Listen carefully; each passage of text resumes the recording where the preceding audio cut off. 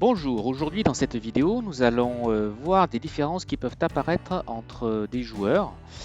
À savoir, il ne s'agit pas de la moustache mais bien d'un épaulement.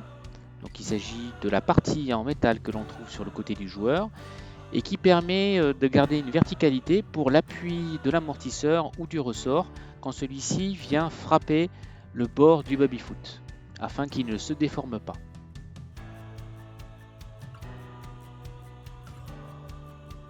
Sur les joueurs Bonzini, on voit apparaître ce type de forme.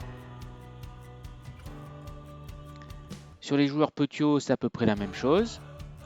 Sur des anciens joueurs Petiot, on s'aperçoit que la forme est différente et surtout que en fait, tous les joueurs étaient moulés de la même manière et simplement les joueurs sans épaulement en fait, étaient découpés du côté où il y avait l'épaulement. On voit ainsi une partie très saillante du côté droit du joueur, ce qui permettait d'économiser un moule et de ne faire un seul moule pour l'ensemble des joueurs.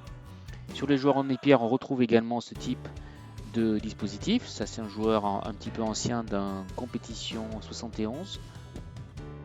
Sur des joueurs encore plus anciens, ici il s'agit de ce joueur moulé, on s'aperçoit qu'il y a donc des épaulements de chaque côté puisqu'en fait les joueurs venaient buter contre des amortisseurs des deux côtés. Enfin, sur un joueur final, par exemple, ici on a une petite pièce qui vient, une bague en plus, qui permet de corriger la verticalité du bord pour l'appui du ressort. Les joueurs Stella sont verticaux de chaque côté, ce qui ne nécessite pas d'attention particulière. Quels sont les joueurs sinon concernés par ce type d'épaulement? Tout d'abord, on peut exclure le gardien qui généralement dispose d'une bague d'arrêt qui lui permet de rester dans ses buts. Et donc c'est cette bague d'arrêt verticale qui viendra taper contre le ressort ou l'amortisseur. Ensuite, tout dépend du baby-foot. S'il s'agit d'un baby-foot dont l'amortissement extérieur se fait que d'un seul côté, en général côté poignet, eh bien il faudra prévoir 3 joueurs pour chaque équipe, soit 6 joueurs au total, avec un épaulement à droite. Dans les autres cas, regardez ce que le modèle prévoit.